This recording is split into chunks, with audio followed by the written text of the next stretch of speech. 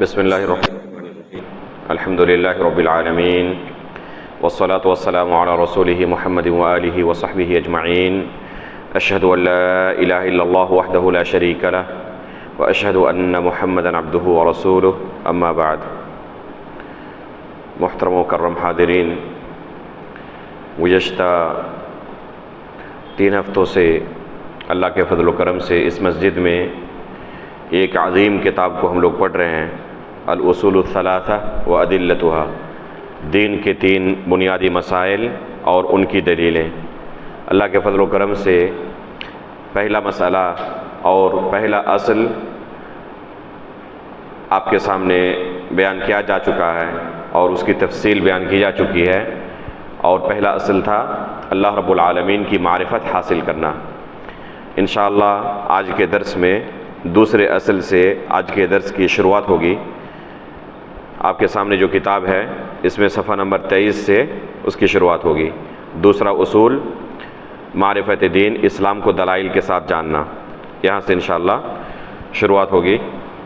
یہ اردو اس کتاب کا ترجمہ ہے اور میں عربی متن سے پڑھ کر انشاءاللہ آپ لوگوں کو اس کے معانی بیان کروں گا۔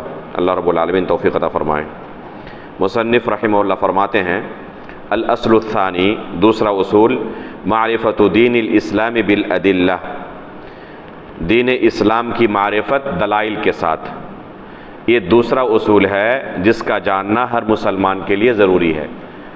کتاب کے شروع میں مصنف نے ذکر کیا تھا کہ 3 ایسے مسائل ہیں جن کا جاننا ہر مسلمان کے لیے ضروری ہے، چاہے وہ عالم دین ہو، چاہے طالب علم ہو، چاہے ایک عام انسان ہو۔ یہ ایسے مسائل ہیں جن کا جاننا ہر مسلمان کے لیے ضروری ہے، اور ان بنیادی مسائل کے علم کے بغیر کوئی شخص نجات نہیں پا سکتا۔ یہ وہ مسائل ہیں جن کے تعلق سے ہر انسان کو قبر کے اندر پوچھا جائے گا، تمہارا رب کون تھا، تمہارا دین کیا تھا، تمہارے نبی کون تھے۔ تو پہلے سوال کے بارے میں الحمدللہ تفصیلی باتیں گزر چکی ہیں۔ آج دوسرے سوال کے بارے میں، دوسرے اصول کے بارے میں ہم پڑھیں گے۔ تو مصنف رحمہ اللہ فرماتے ہیں، دوسرا اصول ہے دین اسلام کو دلائل کے ساتھ جاننا۔ دلائل کے ساتھ جاننے کا معنی یہ ہے، یہ عقیدہ رکھنا، یقین رکھنا کہ دین اسلام کے تعلق سے جو ہم عقیدہ رکھتے ہیں اس کے لیے کتاب و سنت کے اندر دلائل موجود ہیں۔ خواہشات نفس کی بنا پر کسی چیز کو ہم اسلام قرار نہیں دیتے، بلکہ ہر وہ چیز جس کو ہم شریعت کہتے ہیں، جس کو دین کہتے ہیں، اس کے لیے کتاب و سنت سے دلیلیں موجود ہیں۔ اس لیے کہتے ہیں ہم کہ یہ شریعت ہے، یہ اللہ رب العالمین کی طرف سے نازل کردہ دین ہے، کیونکہ کسی کے لیے بھی جائز نہیں اپنی طرف سے کوئی چیز پیش کرے اور اسے شریعت اور دین کا درجہ عطا کرے۔ تو دوسرا اصول یہ ہے کہ دین اسلام کو دلائل کے ساتھ جاننا۔ ایک عام انسان کے لیے ہر مسئلے کی دلیل کا علم رکھنا ممکن بھی نہیں ہے اور نہ اس کے لیے ضروری ہے، بلکہ صرف اسے یہ عقیدہ رکھنا ہوگا کہ جو چیز میں دین سمجھ رہا ہوں یا علماء کی زبانی مجھے دین کے تعلق سے علم دیا جا رہا ہے، اس کے لیے کتاب و سنت سے دلیلیں موجود ہیں۔ یہ ہے معنی معرفت دین الاسلام بالادلہ کا۔ اسلام سے مراد کیا ہے؟ فرماتے ہیں وَهُوَ الْإِسْتِسْلَامُ لِلَّهِ بِالتَّوْحِيدِ، اللہ رب العالمین کے لیے اطاعت و فرما برداری کرنا، اپنے آپ کو سپرد کرنا اللہ رب العالمین کی توحید کے ساتھ، وَالْإِنْقِيَادُ لَهُ بِالطَّاعَةِ، اور اللہ رب العالمین کی اطاعت و فرما برداری کرنے کے ساتھ ساتھ اس کے لیے سر تسلیم خم کر دینا، والخلوص من الشرک، اور ساتھ میں شرک سے اپنے آپ کو بچانا۔ تو یہ 3 چیزیں ہیں، اللہ رب العالمین کی توحید کو بجا لانا، دوسرا عمل کرنا یعنی اللہ رب العالمین کی اطاعت و فرما برداری کرنا اور اس کے سامنے سر تسلیم خم کر دینا، اور تیسری چیز ہے شرک سے اپنے آپ کو بچانا۔ یہ ہے اسلام کا معنی۔ اگر کوئی کہہ رہا ہے کہ میں اسلام کو فالو کر رہا ہوں تو اس کا معنی یہ ہے کہ وہ اللہ رب العالمین کی توحید کا اقرار بھی کر رہا ہے، اس کے لیے عمل بھی کر رہا ہے جس طرح کہ اس کو عمل کرنے کا حکم دیا گیا ہے، اور ساتھ میں شرک سے یا شرک کے راستے میں شرک تک پہنچانے والی جو چیزیں ہیں ان تمام چیزوں سے بچنے کی وہ کوشش کر رہا ہے۔ یہ ہے اسلام کا معنی۔ فرماتے ہیں آگے وَهُوَ ثَلَاثُ مَرَاتِب، اور اسلام کے 3 مرتبے ہیں، 3 درجات ہیں اسلام کے۔ پہلا ہے الاسلام، دوسرا ہے الایمان، اور تیسرا ہے الاحسان۔ اور ان تینوں مراتب میں سے، تینوں درجوں میں سے ہر درجے کے کچھ ارکان ہیں۔ اسلام کے کچھ ارکان ہیں، اسی طرح ایمان کے ارکان ہیں اور احسان کے۔ اسلام اور ایمان کا تذکرہ اگر ایک ساتھ آئے تو اس وقت اسلام سے مراد ظاہری اعمال ہوتے ہیں، اسلام سے مراد ظاہری اعمال، اور ایمان سے مراد جن کا تعلق دل سے ہے، قلب سے ہے، قلبی اعمال، جن میں سے بہت سارے اعمال کا تذکرہ گزشتہ درس میں کیا گیا تھا، جیسے اللہ رب العالمین کے لیے کیا کرنا؟ توکل کرنا، خوف کرنا، ڈرنا، اللہ رب العالمین کے لیے خشوع خضوع اختیار کرنا۔ تو یہ تمام قلبی اعمال ہے، دل کے اعمال ہیں، اور دل کے اعمال کے اوپر بھی انسان کو اجر عطا کیا جائے گا، ثواب عطا کیا جائے گا۔ اور اگر غیر اللہ کے لیے عمل کرے، جیسے کہ گزشتہ درس میں مثال دی گئی تھی کہ کوئی کسی جن کو دیکھ کر، کسی دیوی دیوتا کو دیکھ کر ڈر جائے اور اس کے لیے کیا کرے؟ نذر و نیاز چڑھائے، تو یہ جو ڈر ہے غیر اللہ کے لیے اور جس کے اثر کے طور پر وہ اس کے لیے عبادت کر رہا ہے، تو یہ کیا ہوگا؟ یہ شرک کے زمرے میں داخل ہو جائے گا، اور دل کے اس عمل کے بارے میں بھی اس سے قیامت کے دن پوچھا جائے گا۔ تو اسلام کا تعلق ظاہری اعمال سے ہے جب اسلام اور ایمان کا ایک ساتھ تذکرہ کیا جائے، لیکن اگر کہیں پر صرف اسلام کا تذکرہ کیا جائے، ایمان کا تذکرہ ساتھ میں نہ ہو، تو یہ تمام مجموعے کو اسلام کہا جاتا ہے۔ اس میں ایمان بھی داخل ہے، اس میں احسان بھی داخل ہے۔ جہاں تک احسان جو تیسرا درجہ ہے اس کی بات ہے، تو احسان سے مراد ہے اسلام اور ایمان سے متعلق جو ارکان ہیں، ان ارکان کو اتقان کے ساتھ ادا کرنا۔ میں دوبارہ دہرا رہا ہوں، جو تیسرا رکن ہے احسان، احسان کو اپنے لفظوں میں ہم کس طرح بیان کریں گے کہ اسلام کے جو ارکان ہیں، ایمان کے جو ارکان ہیں، ان ارکان کو انتہائی اکمل طریقے سے، بہترین طریقے سے، جہاں تک ایک انسان سے ممکن ہو سکے افضل سے افضل طریقے سے انجام دینا، اس کو کہتے ہیں احسان۔ مثلا نماز پڑھنا ہے، یہ اسلام کا ایک رکن ہے، جہاں تک اپنی طرف سے ممکن ہو سکے افضل سے افضل طریقے سے سنت کے مطابق اس عمل کو ادا کرنا، اس کو کیا کہتے ہیں؟ احسان۔ اللہ کے رسول نے احسان کی تعریف کرتے ہوئے فرمایا ان تعبد اللہ کأنک تراہ فإن لم تکن تراہ فإنہ یراک۔ عبادت اللہ کی ایسے کرو گویا کہ تم اللہ کو دیکھ رہے ہو۔ یہاں کأنک تراہ کہا ہے، لفظ پر غور کریں، اللہ کے رسول نے کیا فرمایا؟ کأنک تراہ، گویا کہ تم اللہ کو دیکھ رہے ہو، کیونکہ اس دنیا میں اللہ رب العالمین کو دیکھنا ممکن کسی کے لیے ممکن نہیں ہے۔ موسیٰ علیہ السلام نے اللہ رب العالمین سے یہ فرمائش کی تھی، موسیٰ کی قوم نے بھی یہ ڈیمانڈ رکھی تھی، نتیجہ کیا ہوا؟ جب اللہ رب العالمین کی تجلی ظاہر ہوئی، خر موسیٰ صاعقہ، وہ بے ہوش ہو کر گر پڑے۔ جب ایک نبی اللہ رب العالمین کے سامنے درخواست رکھے اور اس کے باوجود اللہ رب العالمین کو اس دنیا میں نہ دیکھ سکے، تو عام لوگوں کے لیے ممکن ہے؟ عام لوگوں کے لیے اس دنیا میں اللہ رب العالمین کو دیکھنا ممکن نہیں ہے۔ اس لیے اللہ کے رسول نے کیا فرمایا اس حدیث میں؟ کأنک تراہ، گویا کہ تم اللہ کو دیکھ رہے ہو۔ فإن لم تکن تراہ، اور اگر یہ تصور تمہارے دل میں نہیں پیدا ہوتا تو یہ خیال کرو کہ تم اللہ رب العالمین کو دیکھ رہے ہو۔ اب اگر تو اللہ رب العالمین تمہیں دیکھ رہا ہے، اب اگر کسی کے دل میں یہ ہو کہ میں جو عبادت کر رہا ہوں، میں جو عمل کر رہا ہوں، اللہ رب العالمین مجھے دیکھ رہا ہے، تو ظاہر سی بات ہے کہ اس عبادت پر اس تصور کا اثر ظاہر ہوگا۔ دل کے اندر انسان کے جس طرح ایمان اور عقیدہ ہوتا ہے، یقین ہوتا ہے، عمل پر اس کا اثر ظاہر ہوتا ہے۔ اگر کسی کو پتا ہو کہ یہاں پر CCTV کیمرے لگے ہوئے ہیں اور باہر پولیس بھی کھڑی ہے اور پوری نگرانی میں ہے، یہاں پیسے بھی رکھے ہوئے ہوں، تو ہاتھ لگائے گا؟ وہ نہیں لگائے گا۔ لیکن پتا ہو کہ کوئی نگرانی نہیں ہو رہی ہے تو شیطان اپنا کام کر جائے گا، اور پھر اس طرح وہ احتیاط نہیں کرے گا اگر اللہ کا خوف نہ ہو تو یہ جو دل کے اندر یقین ہوتا ہے، ایمان ہوتا ہے، عقیدہ ہوتا ہے، اس کا اثر عمل پر ظاہر ہو جاتا ہے۔ اگر ایک انسان مان لے کہ کسی شخص کے ساتھ ایک روم میں رہ رہا ہے، اس کو پتا ہو کہ میرا یہ ساتھی ہے، یہ چور ہے، موقع ملتے ہی ہاتھ صاف کر دے گا، تو وہ شخص ہمیشہ اپنے روپیے پیسوں کی کس طرح حفاظت کرے گا؟ جب بھی روم سے باہر جائے گا وہ تالا لگا کر جائے گا، صندوق کے اندر ہی رکھے گا، کبھی بھی چابی کو اپنے سے دور نہیں رکھے گا، کیونکہ اسے ڈر ہے موقع ملتے ہی ہو سکتا ہے وہ ہاتھ صاف کر دے۔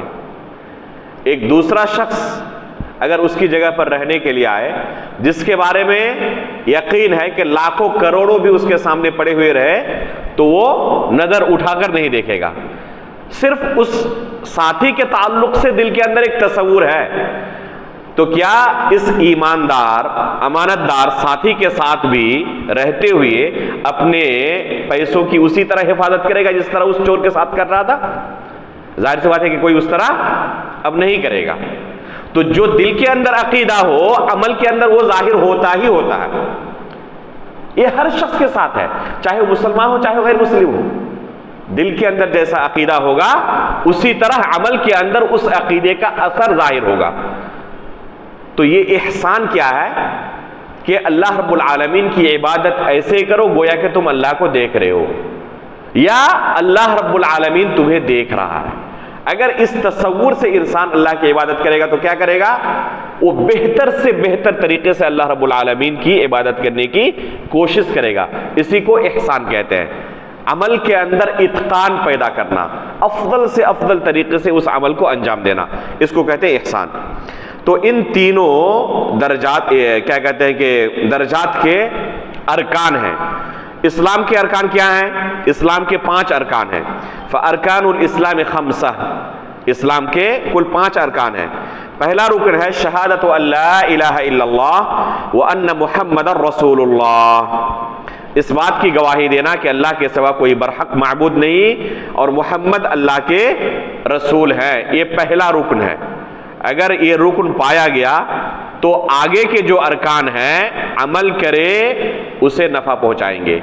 لیکن اگر پہلا رکن ہی مفقود رہے، کسی نے اس کلمے کا اقرار نہیں کیا، باقی تمام اعمال کر رہا ہے لیکن کلمہ توحید کا اقرار نہیں کیا، تو باقی تمام اعمال اسے فائدہ آخرت میں نہیں پہنچانے والے۔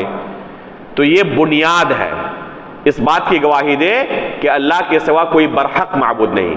اس کلمے کا یہی معنی صحیح ہے، لا الہ الا اللہ کا صحیح معنی کیا ہے؟ اللہ کے سوا کوئی برحق معبود نہیں۔ لفظ الہ کا عربی میں ترجمہ ہوتا ہے معبود، اور یہاں پر لفظ برحق محذوف ہے۔ یہ عربی زبان کا اسلوب ہے کہ لا یہ نفی جنس کے لیے آتا ہے اور اس کی خبر محذوف رہتی ہے، اور یہ کلام کے اندر معہود ہوتا ہے، ذہن کے اندر ہوتا ہے کہ یہاں پر مراد کیا ہے۔ تو لا الہ الا اللہ اس کی تفسیر کئی آیتوں کے اندر آئی ہوئی ہے۔ میں نے ایک پتلی سی 11 صفحے کی کتاب لکھی ہے عربی زبان میں، لا الہ الا اللہ کی فضیلت، اس کا معنی، اس کے ارکان، شروط اور نواقض، 5 چیزوں کو۔ یہ متن ہے طلبہ کے حفظ کے لیے اور مساجد میں عام لوگوں کو عام سلیس اردو زبان میں، آسان زبان میں سمجھانے کے لیے۔ تو اس کے اندر میں نے دلائل کا ذکر کیا ہے کہ یہ معنی لا الہ الا اللہ کا ہے اور اس کی دلیلیں کتاب و سنت سے یہ ہے۔ ظاہر سی بات ہے کہ یہاں تفصیل کا موقع نہیں ہے، تو اس کا معنی کیا ہے لا الہ الا اللہ کا؟ کہ اللہ کے سوا کوئی برحق معبود نہیں۔ اگر لفظ برحق کو ہٹا دیں اور یوں کہے کہ میں گواہی دیتا ہوں کہ اللہ کے سوا کوئی معبود نہیں، تو یہ کلمہ لا الہ الا اللہ کا معنی نہیں ہے۔ افسوس کی بات ہے کہ بہت سارے لوگ، یہاں تک کہ بعد ایسے دعات بھی جو اسلامی علوم سے واقف صحیح سے نہیں ہیں، چند غیر عربی کتابوں سے، اردو انگریزی کتابوں سے اسلام کو ہلکا پھلکا پڑھا ہے اور داعی بنے بیٹھے ہوئے ہیں، ان لوگوں کو کلمہ پڑھاتے ہیں اور یہی معنی بیان کرتے ہیں کہ اللہ کے سوا کوئی معبود نہیں۔ یہ دو ناحیے سے غلط ہے۔ کلمہ لا الہ کا قطعاً یہ معنی نہیں ہے کہ اللہ کے سوا کوئی معبود نہیں، قطعاً کلمہ لا الہ الا اللہ کا یہ معنی نہیں ہے۔ یہ دو ناحیے سے غلط ہے۔ پہلے ناحیے سے کہ دنیا کے اندر ہم اپنی آنکھوں سے روزانہ ہزاروں چیزوں کو دیکھ رہے ہیں کہ لوگ عبادت کرتے ہیں، لوگ معبود بنائے ہوئے ہیں، تو ایک چیز جو واقع میں موجود ہے اس کو جھٹلا رہے ہیں آپ کہ اللہ کے سوا کوئی معبود نہیں، اور ہم اپنی آنکھوں سے دیکھ رہے ہیں کہ سینکڑوں کروڑوں معبود موجود ہیں۔ آپ یہ کہیں کہ اللہ کے سوا کوئی برحق معبود نہیں، باطل معبود بے شمار ہے، باطل معبود بے شمار ہے۔ ایک خرابی لازم آتی ہے۔ دوسری خرابی یہ لازم آتی ہے اگر یوں کہیں کہ اللہ کے سوا کوئی معبود نہیں تو جن کی عبادت ہو رہی ہے نعوذ باللہ وہ بھی اللہ ہے۔ اگر ہم مان لیں کہ اللہ کے سوا کوئی معبود نہیں اور حالانکہ دیکھ رہے ہیں کہ اللہ کے سوا عبادت ہو رہی ہے دوسروں کی، تو اس کا لازمی معنی یہ آئے گا کہ اس کو بھی اللہ کہیں ہم۔ اور یہ بعض لوگوں کا عقیدہ ہے جو اپنے آپ کو مسلمان کہتے ہیں، اور وہ کیا کہتے ہیں کہ ہر چیز کے اندر اللہ ہے، ہر چیز کے اندر اللہ ہے، جس کو عقیدت وحدت الوجود کہا جاتا ہے، یا حلولیوں کا جو عقیدہ ہے کہ ہر چیز کے اندر اللہ داخل ہے۔ جیسے کہ غیر مسلمین کیا کہتے ہیں، ہر کنکر میں شنکر ہے۔ یہ اسلام کا عقیدہ نہیں ہے۔ تو اس کلمے کا صحیح معنی جاننے کی ضرورت ہے۔ اس کلمے کا صحیح معنی کیا ہے؟ اللہ کے سوا کوئی برحق معبود نہیں، اور محمد اللہ کے بندے اور اس کے رسول ہیں۔ یہ پہلا رکن ہے۔ دوسرا رکن ہے نماز قائم کرنا۔ یہاں پر نماز قائم کرنے سے مراد 5 وقت کی فرض نمازیں ہیں۔ 5 وقت کی فرض نمازیں جو اسلام کا رکن ہے نماز، تو اس میں سنت نمازیں نہیں ہیں، نفل نمازیں نہیں ہیں، ٹھیک ہے؟ عید کی نماز، جنازے کی نماز اور متعدد نمازیں جو کتاب و سنت سے ثابت ہیں، یہ اسلام کے رکن کے اندر شامل نہیں ہیں۔ اگر کہا جائے کہ اسلام کے 5 ارکان ہیں، اس میں سے دوسرا رکن کیا ہے؟ نماز قائم کرنا، تو کون سی نماز اس میں مراد ہے؟ جو 5 نمازیں اللہ رب العالمین نے معراج کی رات اللہ کے رسول پر فرض کیا تھا، یہ 5 نمازیں اسلام کا رکن ہے۔ اس کے بعد کیا ہوا؟ ایتاء الزکاۃ، اسلام کا تیسرا رکن ہے زکوٰۃ ادا کرنا۔ اس سے مراد وہ زکوٰۃ ہے جو سال میں 1 مرتبہ مالدار پر اللہ رب العالمین نے فرض کیا ہے۔ اگر کوئی نفلی صدقات اپنے جیب سے اللہ رب العالمین کی رضامندی کے لیے نکال رہا ہے تو یہ اسلام کا رکن نہیں ہے، یہ نیکی کا کام ہے، لیکن جو اسلام کے 5 ارکان ہیں جس میں سے تیسرا رکن کیا ہے؟ زکوٰۃ ادا کرنا۔ تو اس سے کون سی زکوٰۃ مراد ہے؟ جو اللہ رب العالمین نے مالدار کے مال میں سال میں 1 مرتبہ فرض قرار دیا ہے، یہ زکوٰۃ مراد ہے۔ چوتھا رکن ہے صوم رمضان، رمضان مہینے کا روزہ رکھنا، تو یہ اسلام کا رکن ہے۔ اگر کوئی نفلی روزے رکھے، یہ اسلام کے رکن میں شامل نہیں ہے، وہ ایک مستحب عمل ہے اور اس کی بہت زیادہ فضیلت ہے، نفلی روزوں کی بھی، لیکن اسلام کا رکن وہ نہیں ہے۔ اسلام کے رکن میں جو چوتھا رکن ہے روزہ، اس میں وہ کون سا روزہ مراد ہے؟ ماہ رمضان کا روزہ رکھنا مکلف پر۔ اور 5واں رکن ہے بیت اللہ شریف کا حج کرنا۔ ان 5 ارکان میں سے 2 رکن ایسے ہیں جو مستطیع پر فرض ہے، زکوٰۃ اور حج۔ یہ صرف مالداروں پر، اگر کسی کو اللہ رب العالمین نے مال و دولت کی نعمت سے نوازا ہے تو صرف ان پر فرض ہے۔ جہاں تک کلمہ شہادت کی بات ہے تو یہ ہر شخص کو بجا لانا ضروری ہے، اس کے بغیر کوئی شخص نجات نہیں پا سکتا۔ نماز کا معاملہ بھی اسی طرح ہے، اس کے بغیر کوئی شخص مسلمان باقی نہیں رہ سکتا۔ جیسے کہ اللہ کے رسول نے فرمایا العہد الذی بیننا وبینہم الصلاۃ فمن ترکھا فقد کفر، ہمارے اور غیر مسلموں کے درمیان فرق کرنے والی چیز کیا ہے؟ نماز ہے. اگر کسی نے اسے چھوڑ دیا تو وہ کافر ہو گیا. تو نماز چھوڑنا یہ دائرہ اسلام سے خارج کرنے والا عمل ہے. اس کے لیے بہت ساری دلیلیں ہیں. یہ مسئلہ مختلف ہی ہے سلف کے درمیان کہ نماز کا ترک کرنا کفر ہے یا نہیں ہے، اور اگر کفر ہے تو کس تارک صلاۃ کو کافر کہا جائے گا، اور جب کافر کہا جائے گا تو اس کے ساتھ تعامل کیسے کیا جائے گا. ایک تفصیل طلب مسئلہ ہے جس کے لیے الگ سے وقت کی ضرورت ہے. تو یہاں کہنے کا مقصد یہ ہے کہ یہ نماز قائم کرنا ہر مکلف کے لیے ضروری ہے. مکلف مطلب 10 سال کی عمر ہو جائے اور اللہ رب العالمین نے عقل کی نعمت سے اسے نوازا ہے، پاگل نہیں ہے وہ، تو اس کے اوپر نماز کیا ہو جاتا ہے؟ فرض ہو جاتا ہے.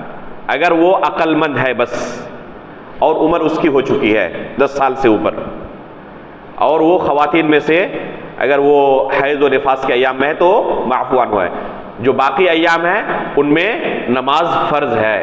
چاہے وہ کسی بھی حالت میں رہے، چاہے کسی بھی حالت میں رہے اس کے اوپر نماز فرض ہے. نماز کسی بھی حالت میں ساقط نہیں ہو سکتی، چاہے وہ میدان جہاد میں رہے، چاہے دشمنوں کے قید میں رہے جیل کے اندر، چاہے دشمنوں نے اسے کھمبے سے باندھ دیا ہو، قبلہ کی طرف اس کا چہرہ نہ کر کے دوسری طرف چہرہ کر دیا ہو، وہ کھمبے سے بندھا ہوا ہے، جسم سے کپڑا نکال لیا ہو، ناپاک ہے، جسم پر کپڑا بھی نہیں ہے، وضو نہیں کر سکتا، تیمم نہیں کر سکتا، رکوع سجدہ کچھ نہیں کر سکتا، وہ قبلہ کی طرف رخ بھی نہیں کر سکتا، لیکن عقل ہے، پاگل نہیں ہوا ہے.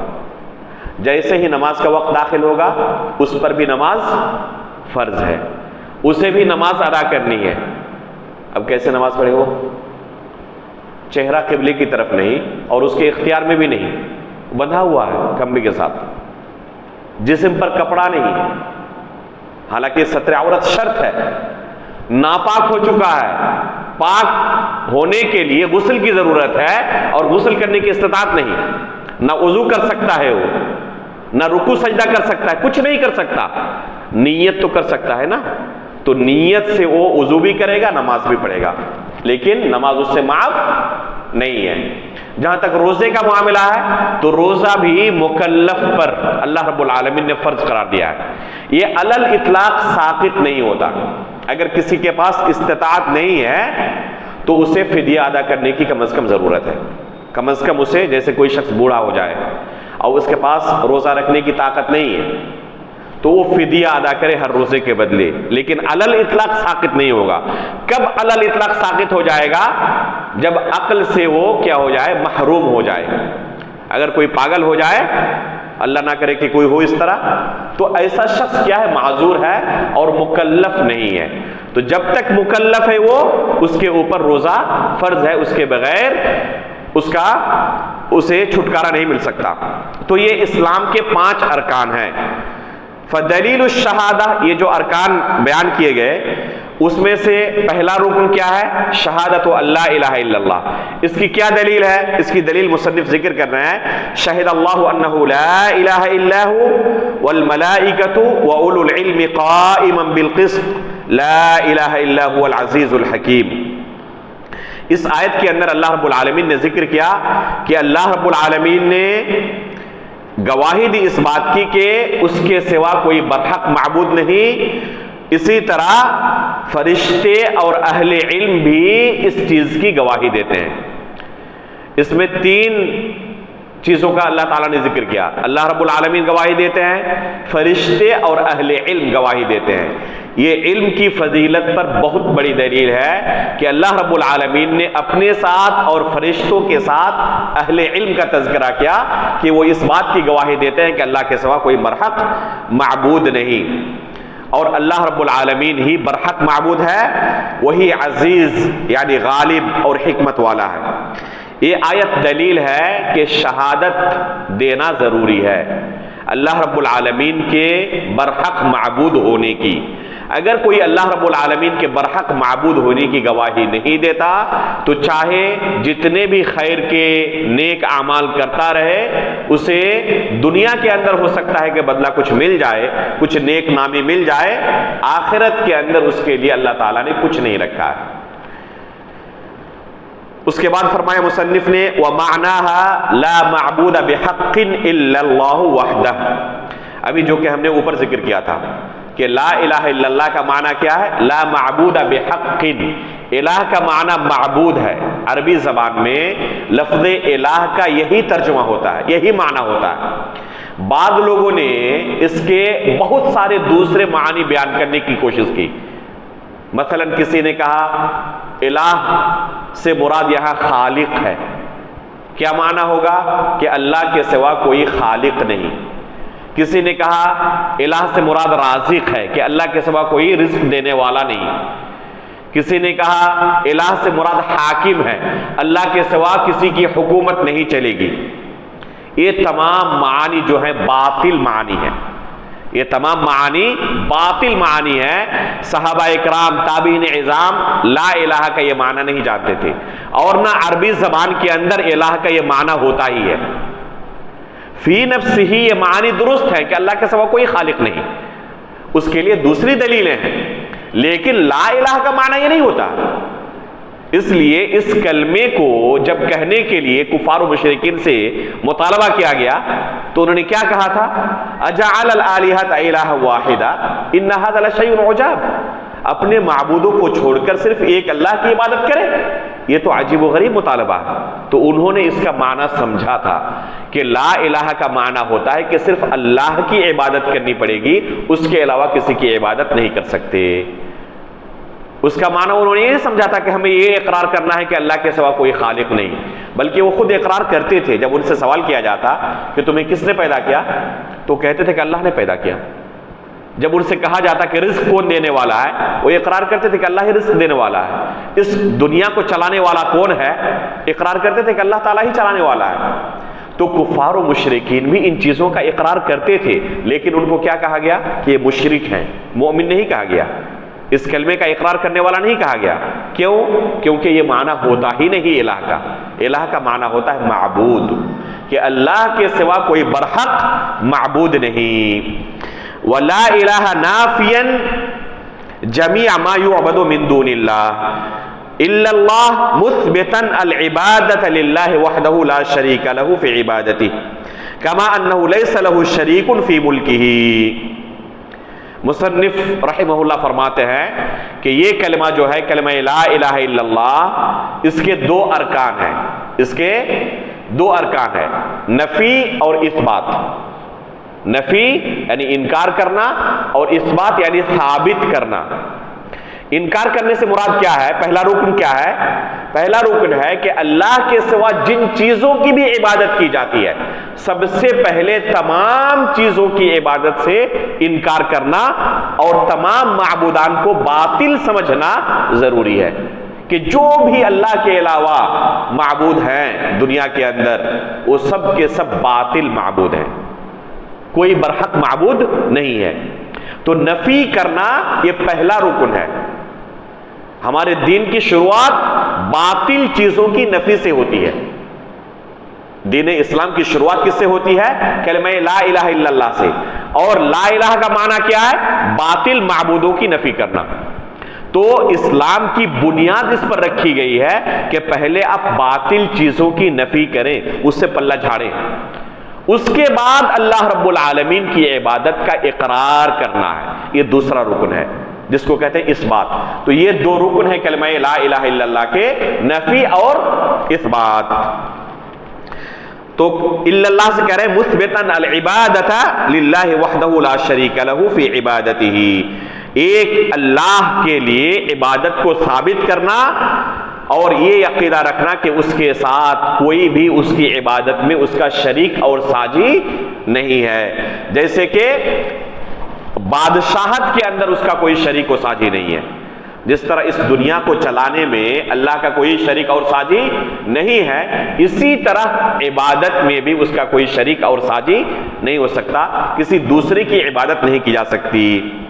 وتفسیرها الذی یوضحها قوله تعالی، یہ جو ہم نے معنی بیان کیا کہ لا الہ کے دو ارکان ہیں، ایک نفی اور دوسرا اثبات، تو اللہ رب العالمین کا یہ کلام، اللہ رب العالمین کا یہ قول اس بات کی تفسیر کرتی ہے، وضاحت کرتی ہے۔ وہ کون سی آیت ہے؟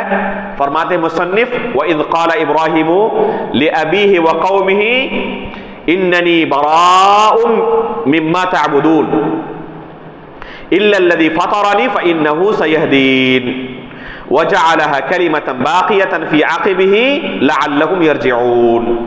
ابراہیم علیہ السلام نے اپنے باپ اور اپنے قوم کے لوگوں سے کیا کہا کہ جن کی تم عبادت کرتے ہو میں ان سے براءت کا اعلان کرتا ہوں، بیزاری کا اعلان کرتا ہوں، لا تعلقی کا اعلان کرتا ہوں، تمہارے ساتھ اور تمہارے معبودوں کے ساتھ ہمارا کوئی تعلق نہیں، ہم ان سے براءت کا اعلان کرتے ہیں۔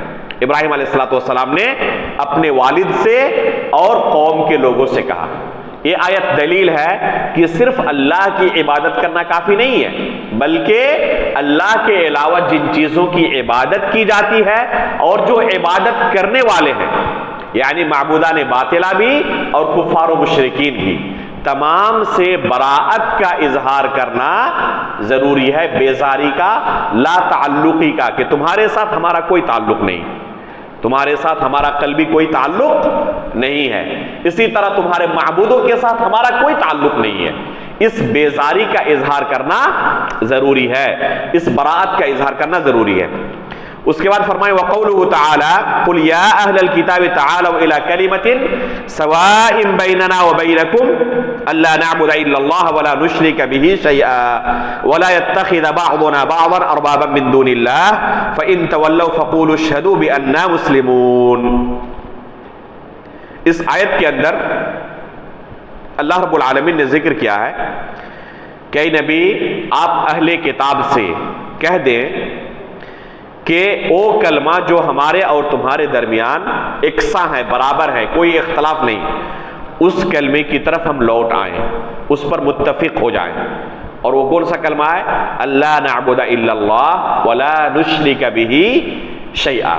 یہی کلمہ لا الہ الا اللہ کا معنی ہے، کلمہ لا الہ الا اللہ کا یہی معنی۔ ہم نے کہا نا کہ دو ارکان ہیں اس کے، ایک نفی اور دوسرا اثبات، تو اس آیت کے اندر اللہ رب العالمین نے ان دونوں ارکان کو بیان کیا ہے۔ اللہ نعبد الا اللہ یہ دوسرا رکن ہے، ولا نشرک بہ شیئا یہ پہلا رکن ہے، کہ اللہ کے سوا کسی کی عبادت نہ کریں اور صرف اللہ رب العالمین کی عبادت کریں۔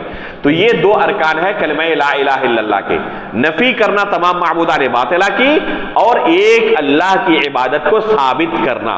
یہ دو ارکان ایسے ہیں جن کا پایا جانا ضروری ہے اور جن کے بغیر کوئی شخص مسلمان نہیں ہو سکتا۔ تو یہ آیت ان دو ارکان کی دلیل ہے۔ وَدَلِيلُ الشَّهَادَةِ أَنَّ مُحَمَّدًا رَّسُولُ اللَّهِ، پہلا رکن کیا کہا گیا تھا؟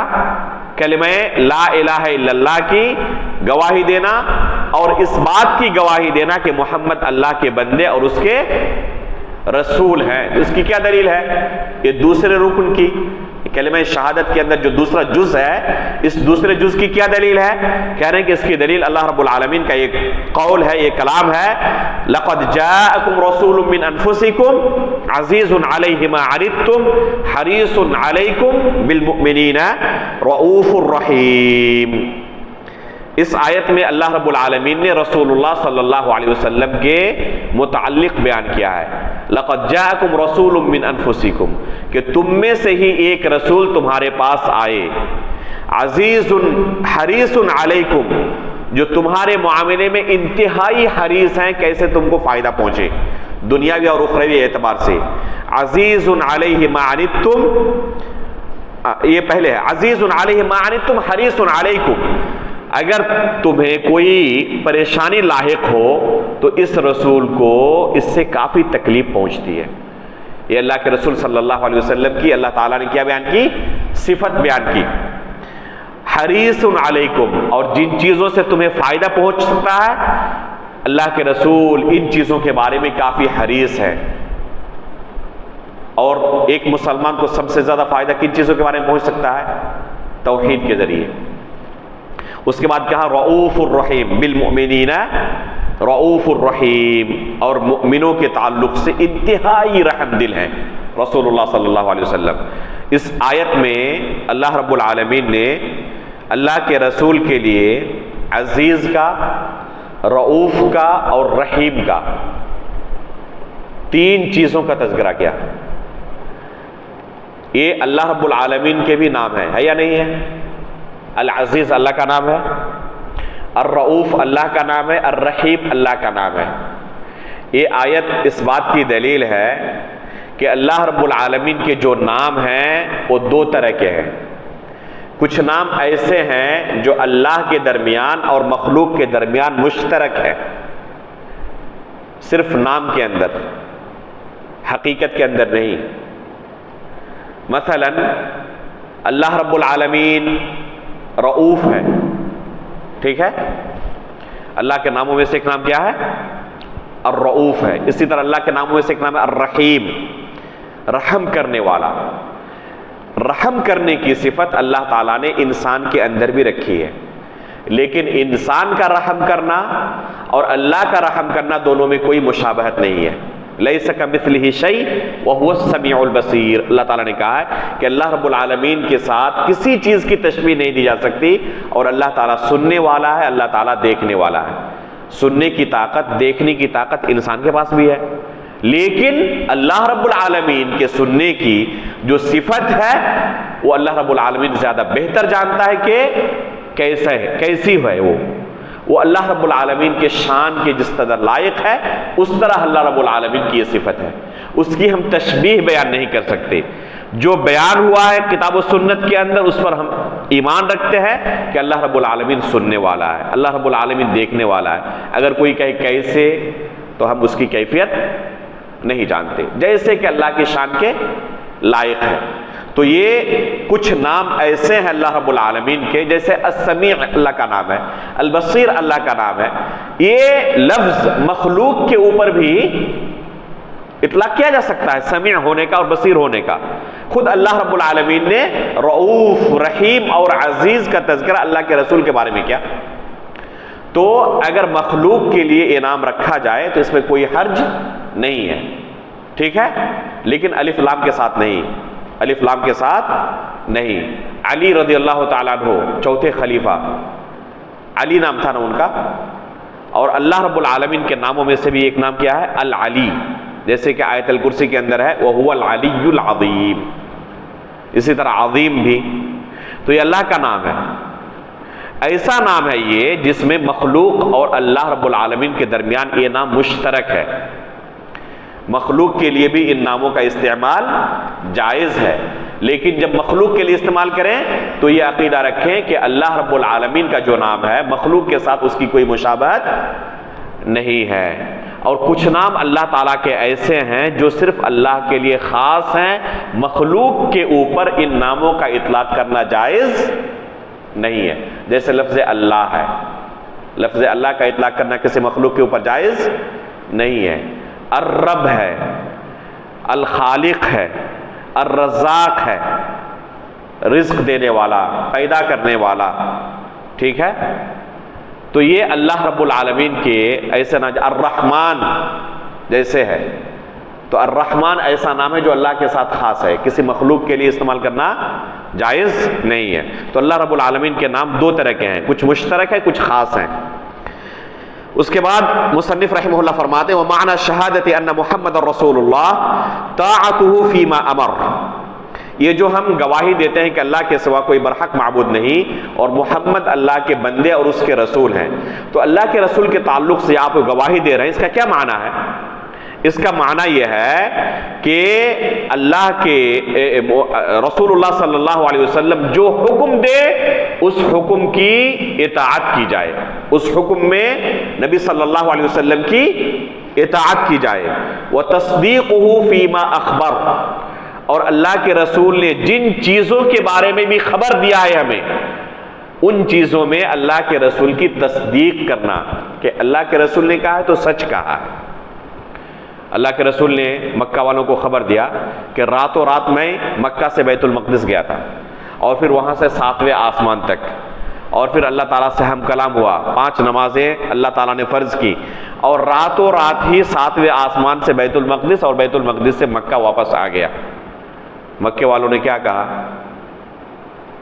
کہ مکہ سے بیت المقدس پہنچنے میں ہمیں مہینوں لگ جاتے ہیں، اور آپ کہہ رہے ہیں کہ ایک ہی رات کو گئے بھی تھے اور واپس بھی آ گئے، اور صرف بیت المقدس ہی نہیں 7 آسمان تک گئے اور پھر واپس آ گئے، یہ کوئی تصدیق کرنے والی بات ہے؟ انہوں نے کیا کیا جھٹلا دیا۔ ابوبکر صدیق رضی اللہ تعالیٰ عنہ کے پاس گئے اور اسی چیز کو بیان کیا۔ انہوں نے کیا کہا؟ اللہ کے رسول نے اگر کہا ہے تو سچ کہا ہے۔ یہ ہے معنی تصدیقہ فیما اخبر، عقل کے اندر آئے یا نہ آئے، اللہ کے رسول نے کہا ہے تو سچ ہے، اس کے بارے میں ہمیں ذرہ برابر کوئی شک و شبہ نہیں ہے۔ قبر کے اندر میت کو رکھا جاتا ہے، اللہ کے رسول نے خبر دیا ہے کہ فرشتے آتے ہیں، سوال و جواب کرتے ہیں۔ نعمت کا اور عذاب کا اللہ کے رسول نے تذکرہ کیا ہے کہ قبر کے اندر بعض بندوں کو نعمتیں اللہ کی حاصل ہوتی ہیں، جنت کی نعمتیں حاصل ہوتی ہیں، اور بعض کو قبر کے اندر عذاب دیا جاتا ہے۔ کسی نے دیکھا اپنی آنکھوں سے، لیکن ہمیں یقین ہے، ہم تصدیق کرتے ہیں۔ کیوں؟ کیونکہ اللہ کے رسول نے خبر دی ہے۔ تو یہ ہے جو بھی خبر اللہ کے رسول نے دیا ہے اس کی تصدیق کرنا، چاہے وہ دماغ کے اندر عقل کے اندر آئے یا نہ آئے۔ بہت سارے ایسے مسلمان ہیں وہ عقل کی کسوٹی پر اللہ کے رسول کی احادیث کو پرکھتے ہیں۔ عقل کے اندر آئی قبول کریں گے، عقل کے اندر آئی نہیں آئی قبول نہیں کریں گے۔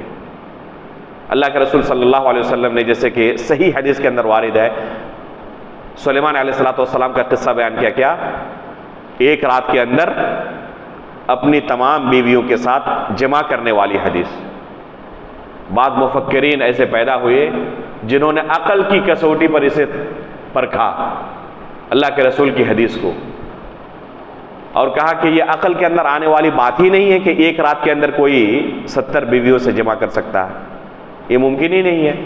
اللہ کے رسول کہہ رہے ہیں یہ کافی نہیں ہے، عقل کی میزان پر کسوٹی پر اس کو تول رہے ہیں، اور عقل کے اندر بات نہیں آ رہی تو اس کو کیا کر رہے ہیں؟ رد کر رہے ہیں، یا اس کے اندر شک و شبہ ڈال رہے ہیں۔ اللہ کے رسول صلی اللہ علیہ وسلم نے جیسے کہ صحیحین کے اندر، صحیح بخاری اور صحیح مسلم کے اندر ایک قصہ مذکور ہے، ابراہیم علیہ السلام کی کذبات ثلاثہ، کہ 3 مرتبہ ابراہیم علیہ السلام نے کذب سے کام لیا، یہی کذب کا لفظ موجود ہے، ٹھیک ہے؟ اس کا کیا صحیح معنی ہے محدثین نے بیان کیا ہے۔ اب کسی کے عقل کے اندر یہ بات نہیں آ رہی ہے تو کیا کر رہے ہیں کہ ہم ایک نبی کو جھوٹا نہیں کہہ سکتے۔ ایک شخص آئے میرے پاس، کہہ رہے ہیں کہ حدیث تو موجود ہے کہ ابراہیم علیہ السلام نے 3 مرتبہ جھوٹ کہا تھا، لیکن کیسے ہم ایک نبی کو جھوٹا کہہ سکتے ہیں؟ کیا یہ حدیث بھی قبول کرنا ضروری ہے؟ میں نے کہا کہ کون سی آخر ایسی چیزیں ہیں جن کا تذکرہ آیا ہے اس حدیث کے اندر جس کو آپ عقلی طور پر قبول نہیں کر پا رہے ہیں؟ تو انہوں نے کہا کہ پہلی چیز ہے کہ بیمار نہیں تھے، اس کے باوجود قوم کے لوگوں کو کیا کہا کہ میں بیمار ہوں، تو اگر اس کو تسلیم کر لیتے ہیں تو یہ جھوٹ ہے۔ میں نے کہا کہ یہ تو قرآن میں آیا ہوا ہے، انی سقیم، یہ تو قرآن کی آیت ہے۔ تو کہہ رہے قرآن کی آیت ہے یہ؟ میں نے کہا بالکل، دکھایا ان کو کھول کر۔ میں نے کہا اب کیا آپ کا فیصلہ ہے؟ حدیث رسول کے بارے میں آپ کا دل مطمئن نہیں ہو رہا تھا، جب قرآن کے اندر وہی قصہ مل گیا کہ ابراہیم علیہ السلام نے فرمایا میں انی سقیم، میں بیمار ہوں، تو اب اس کے باوجود بھی آپ کے دل میں شبہ ہے یا اس کو مان رہے ہیں؟ کہہ رہے ہیں کہ اب اس کو کیسے جھٹلا سکتے ہیں، اس کو تو ماننا ہی ماننا ہے۔ تو حدیث رسول کے تعلق سے دل اس طرح کیا ہو رہا ہے؟ شرح صدر نہیں ہو رہا، دل قبول نہیں کر پا رہا، یہ دل کے اندر کھوٹ ہے۔ یہ عقل میزان نہیں ہے حدیث رسول کو تولنے کا، اللہ کے رسول نے کہا ہے تو سچ کہا ہے، یہ ہے تصدیق کا معنی۔ اگر کسی کے اندر یہ تصدیق نہیں ہے تو کلمہ لا الہ الا اللہ کے اندر کھوٹ ہے، اس نے کلمہ لا الہ الا اللہ کا معنی سمجھا نہیں اور اس کے تقاضے کو پورا کیا نہیں۔ تو یہ کہہ رہے ہیں مصنف وَتَصْدِيقُهُ فِيمَا أَخْبَرَ، جو اللہ کے رسول نے کہا ہے وہ سچ ہے، چاہے عقل کے اندر آئے یا نہ آئے۔ اللہ کے رسول نے کہا ہے تو سچ ہے۔ اللہ کے رسول نے صحیح بخاری کی روایت ہے، معراج کی رات کیا انبیاء اکرام کو بیت المقدس کے اندر نماز پڑھائی، اور پھر 7ویں آسمان تک پہنچے اور ہر آسمان میں انبیاء اکرام سے ملاقات ہوئی، موسیٰ علیہ السلام سے ہم کلام ہوئے۔ کہہ رہے کہ ہم کیسے مان سکتے ہیں؟ موسیٰ علیہ السلام کہاں کس زمانے میں دفن ہوئے ہیں، قبر کے اندر موجود ہیں، اور پھر ان سے ملے؟ یہ کیسے ہو سکتا ہے؟ عقل کی بنا پر حدیث رسول کا کیا کر رہے ہیں؟ صراحت کے ساتھ انکار نہ کریں، لیکن شک و شبہ ڈال رہے ہیں۔ یہ ایک مسلمان کا کام نہیں ہو سکتا۔ کلمہ لا الہ الا اللہ کا تقاضا یہ ہے کہ جب اشہد ان محمد رسول اللہ کہہ رہے ہیں آپ، تو اللہ کے رسول جو بھی خبر دے اس کی تصدیق کریں کہ اللہ کے رسول نے کہا ہے نا، بلا چوچے راہ میں تسلیم ہے، یہی سچ ہے جو اللہ کے رسول کی زبان سے نکلا ہے۔ اس کے بعد کہ وَاجْتِنَابُوا مَا نَهَى عَنْهُ وَزَجَرَ، اللہ کے رسول نے جس چیز سے روک دیا ہے اس سے پرہیز کرنا، اس سے دور رہنا، جس کام سے اللہ کے رسول نے کہا ہے کہ یہ حرام ہے اس سے دور رہنا، یہ کلمے کا تقاضا ہے۔ وَأَلَّا يُعْبَدَ اللَّهُ إِلَّا بِمَا شَرَعَ، اور جو اللہ کے رسول نے مشروع قرار دیا ہے، طریقہ بتایا ہے، اسی طریقے پر اللہ کی عبادت کی جائے۔ نماز کا طریقہ اللہ کے رسول نے تفصیل کے ساتھ بیان کیا، ٹھیک ہے؟ اب کوئی کہے کہ سینے پر ہاتھ باندھنے کے بجائے میں سر پہ رکھوں گا، کیا حرج ہے؟ چلے گا؟ نہیں چلے گا۔ یہ عبادت کا طریقہ اللہ کے رسول نے بیان نہیں کیا ہے۔ عبادت اللہ کی اسی طرح کی جائے گی جیسے کہ رسول اللہ صلی اللہ علیہ وسلم نے سکھایا ہے۔ یہ شہادت ان محمد الرسول اللہ کا تقاضا ہے۔ اس کے بعد نماز کی دلیل اور زکوٰۃ کی دلیل ایک ساتھ مصنف ذکر کر رہے ہیں۔ وما امروا الا ليعبدوا الله مخلصين له الدين حنفاء ويقيموا الصلاة ويؤتوا الزكاة وذلك دين القيمة۔ بے شمار آیات کے اندر اللہ رب العالمین نے نماز کو اور زکوٰۃ کو ایک ساتھ بیان کیا ہے۔ یقیمون الصلاة ویؤتون الزکاة، یقیمون الصلاة ویؤتون الزکاة، اس طرح بیان کیا ہے۔ تو اس سے ان دونوں کی اہمیت کا پتہ چلتا ہے کہ دونوں لازم ملزوم ہیں۔ اگر کوئی نماز قائم کرے گا تو اسی طرح اسے زکوٰۃ کی بھی فکر کرنی چاہیے اگر اللہ رب العالمین نے مال و دولت سے نوازا ہے۔ افسوس کی بات ہے کہ بہت سارے مسلمان جو پکے نمازی ہوتے ہیں، تہجد گزار ہوتے ہیں، لیکن زکوٰۃ کے بارے میں آپ پائیں گے کہ اس طرح ان کے ہاں اہتمام نہیں ہے۔ نکالتے بھی ہوں تو ایسے کچھ نکال دیا جو من مرضی ہوا، لیکن مال پر زکوٰۃ فرض ہوا ہے، اس کا حساب لگائیں اور اتنا مال میرا نکل رہا ہے اس طرح نکالیں، اس کا اہتمام نہیں کرتے، حالانکہ اس کا اہتمام کرنے کی ضرورت ہے۔ روزے کی دلیل یا ایھا الذین آمنوا کتب علیکم الصیام کما کتب علی الذین من قبلکم لعلکم تتقون۔ اللہ رب العالمین نے کیا فرمایا کہ تم پر روزے کو فرض کیا گیا ہے۔ تو یہ روزہ اسلام کا ایک رکن ہے، اور میں نے ابھی شروع میں کہا تھا کہ جو روزہ اسلام کا رکن ہے اس سے مراد ماہ رمضان کا روزہ ہے۔ ودلیل الحج قولہ تعالی، اور حج کی دلیل اللہ رب العالمین کا یہ فرمان ہے وَلِلَّهِ عَلَى النَّاسِ حِجُّ الْبَيْتِ مَنِ اسْتَطَاعَ إِلَيْهِ سَبِيلًا وَمَنْ كَفَرَ فَإِنَّ اللَّهَ غَنِيٌّ عَنِ الْعَالَمِينَ، کہ لوگوں پر بیت اللہ شریف کا حج کرنا فرض قرار دیا گیا ہے جس کو وہاں تک پہنچنے کی استطاعت ہو۔ استطاعت کے اندر سب سے پہلی چیز ہے کہ اس کے پاس مال کی استطاعت ہو، اس کے پاس مال کی استطاعت ہو۔ اگر مال کی استطاعت کسی کے پاس ہے لیکن جسم کی استطاعت نہیں ہے، جسم کی استطاعت دوسرے نمبر پر ہے۔ اگر کسی کے پاس مال ہے اور جسم ہے، اللہ رب العالمین نے صحت و عافیت دی ہے، تو اس کے اوپر حج فرض ہو چکا ہے، اسے بذات خود جانا حج کے لیے ضروری ہے، اور یہ راجح قول کے مطابق فی الفور واجب ہے۔ یعنی اس سال اگر آپ کے پاس صحت و عافیت بھی ہے اور آپ کے پاس مال ہے جس سے آپ حج کے لیے جا سکتے ہیں، تو اسی سال آپ کو حج کے لیے جانا ضروری ہے، مؤخر نہیں کر سکتے آپ۔ اگر آپ نے کوشش کی، نام نہیں آئے تو الگ چیز ہے، لیکن کوشش آپ کو کرنی پڑے گی جتنی جلدی ہو سکے۔ افسوس کی بات ہے کہ بہت سارے لوگ کیا سمجھتے ہیں آخری زندگی میں حج کرنا ہے، بڑھاپے کی زندگی میں۔ پتہ ہے کسی کو کہ وہ بوڑھا ہوگا کب دنیا سے رخصت ہو جائے، کسی کو خبر نہیں ہے۔ اس لیے جتنی جلدی ممکن ہو سکے، اور ویسے بھی حج ایسی عبادت ہے جس میں سب سے زیادہ جسمانی مشقت کی ضرورت پڑتی ہے، اور حج حقیقت میں جوانی کے اندر کیا جانے والا ہی عمل ہے۔ ایک جوان شخصی حج کے تمام مناسک کو صحیح طریقے سے ادا کر سکتا ہے۔ بوڑھے لوگ حج کرتے ہیں لیکن صرف افسوس کرتے ہیں اور روتے رہتے ہیں۔ اس لیے اللہ رب العالمین نے اگر کسی کو طاقت دی ہے تو جتنی جلدی ہو سکے حج کے لیے جائے۔ اگر کسی کے پاس مال ہے لیکن جسم نہیں ہے، بستر پر پڑا ہوا ہے یا وفات ہو چکی ہے، تو ایسے شخص کی طرف سے دوسرا شخص حج کر سکتا ہے۔ بلکہ اگر مال اس کے پاس موجود ہے تو واجب ہے کہ اس کے اوپر کسی دوسرے کو اپنے بدلے حج کے لیے بھیجے، لیکن جس کو بدلے بھیجے گا اس کا اپنی طرف سے پہلے حج کر لینا ضروری ہے۔ اگر خود اس نے اپنی طرف سے حج نہیں کیا ہے تو دوسرے کا حج وہ نہیں کر سکتا، گرچہ کر لے اس کا اپنا حج ہوگا، دوسرے کا نہیں ہوگا۔ علم نہ رہنے کی وجہ سے بہت سارے لوگوں کو ہم نے پایا مکے کے اندر، مدینے کے اندر، ان کے ساتھ بات چیت ہوئی، پوچھا تو کہہ رہے ہیں کہ ہم کسی دوسرے کی طرف سے بدیل کے طور پر آئے ہوئے ہیں۔ پوچھا ہم نے کہ آپ نے حج کب کیا اپنا؟ تو کہا کہ آپ نے حج نہیں کیا اپنا، ابھی دوسرے نے بھیجا ہے تو ان کی طرف سے حج کر رہے ہیں۔ تو ہم نے ان کو مسئلہ بیان کیا کہ اس طرح دوسرے کی طرف سے حج آپ کا نہیں ہوگا، یہ آپ کا حج ہو جائے گا اور ان کی طرف سے بعد میں آپ کو کرنا پڑے گا۔ تو یہ اگر دوسرے کی طرف سے کرے بھی تو اپنی طرف سے اس کا حج ہو جائے گا، دوسرے کی طرف سے حج نہیں ہوگا، ابھی باقی رہے گا وہ۔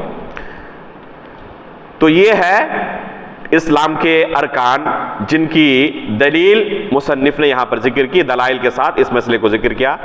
جو دوسرا مرتبہ ہے، دوسرا درجہ ہے ایمان کا، انشاءاللہ اگلے درس میں اس کو ہم تفصیل کے ساتھ بیان کریں گے۔ اور اشارے کے طور پر بیان کر دوں کہ ایمان کے جو 6 ارکان ہیں ان کا تعلق قلبی اعمال سے ہے، دل کے ساتھ ہے، اور ان 6 ارکان میں سے ہر رکن کے اندر کم از کم اتنا علم حاصل کرنا ہر مسلمان کے لیے ضروری ہے جس سے وہ مسلمان باقی رہ سکے۔ میں نے بہت سارے دروس کے اندر اس چیز کو تذکرہ کیا ہے۔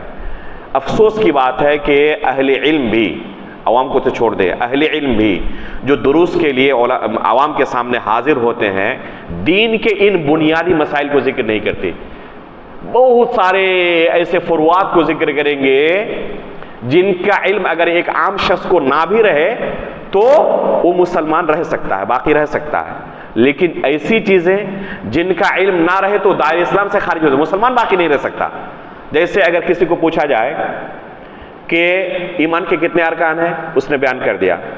اس کو پوچھا گیا کہ فرشتوں پر ایمان لانے کا کیا معنی ہے، کیا سمجھتے ہو تم؟ کہہ رہے مجھے کچھ پتہ نہیں کہ فرشتوں پر کس طرح ایمان لانا، کتابوں پر ایمان لانا ہے، کیسے لانا ہے، کچھ پتہ نہیں ہے۔ تو ایسا شخص عدم علم کی بنا پر دائرہ اسلام سے خارج ہو سکتا ہے۔ کم از کم ہر رکن کے اندر کچھ مقدار ہے جو واجبی مقدار ہے، جس کا علم رکھنا ہر مسلمان کے لیے ضروری ہے، چاہے وہ کہ عام انسان ہو، چاہے پڑھا لکھا نہ ہو، چاہے انگوٹھا چھاپ ہو، لیکن کم از کم اللہ رب العالمین کے تعلق سے، رسولوں کے تعلق سے، یوم آخرت کے تعلق سے، فرشتوں کے تعلق سے، تقدیر کے تعلق سے بنیادی علم کا رکھنا ضروری ہے، جس سے وہ کم از کم مسلمان باقی رہے۔ تو انشاءاللہ اگلے درس میں تفصیل کے ساتھ ہم اس چیز کو ذکر کریں گے کہ کم از کم مقدار کتنا ہے جس کا جاننا ایک عام شخص کے لیے بھی ضروری ہے تاکہ وہ مسلمان باقی رہ سکے۔ مثلا کسی کو پوچھا گیا کہ تم فرشتوں کے بارے میں جانتے ہو؟ کہہ رہے مجھے کچھ پتا نہیں فرشتے کیا ہوتے ہیں۔ تو ایسا شخص عدم علم کی بنا پر، علم نہ ہونے کی بنا پر دائرہ اسلام سے خارج ہو جائے گا، مسلمان باقی نہیں رہے گا وہ۔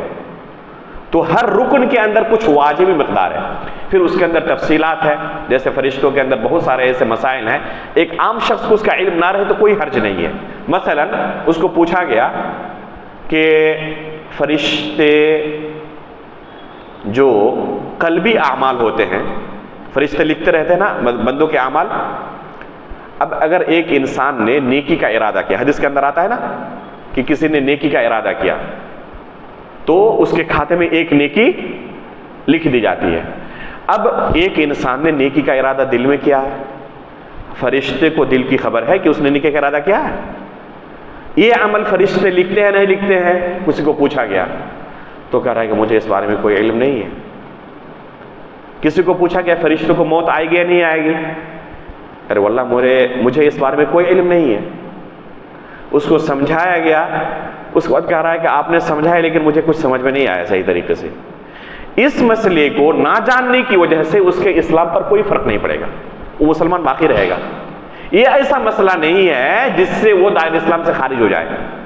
تو کچھ واجبی مقدار ہے جس کا جاننا ہر شخص کے لیے ضروری ہے۔ انشاءاللہ اگلے درس میں تفصیل کے ساتھ ان 6 ارکان کے اندر جو واجبی مقدار ہے اس کو ہم بیان کریں گے۔ اللہ رب العالمین سے دعا ہے کہ اللہ رب العالمین اس درس کو بابرکت بنائے، مفید بنائے اور اپنی رضا کے لیے اسے قبول فرما لے۔ آمین تقبل رب العالمین، وصلی اللہ علی نبینا محمد۔ کوئی سوال ہے کیا؟ سبحانک اللہم و بحمدک اشہد ان لا الہ الا انت استغفرک و اتوب الیک.